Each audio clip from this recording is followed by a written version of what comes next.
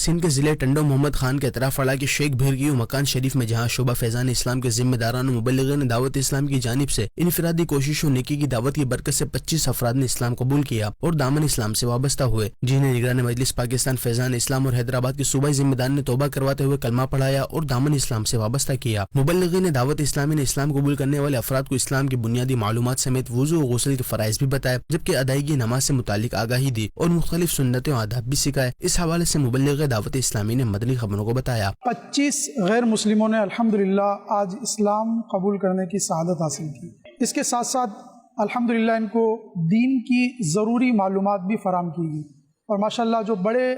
اسلامی بھائی تھے ان کو دعوت اسلامی کے تحت کورسز کا سلسلہ ہوتا ہے، تو الحمدللہ ان کو کورس کی دعوت دی، تو ماشاءاللہ کئی اسلامی بھائیوں نے کورس میں آنے کی بھی نیت کا اظہار کیا۔ اس موقع پر دامن اسلام سے وابستہ ہونے والے خوش نصیب افراد کے اسلامی نام بھی رکھے گئے۔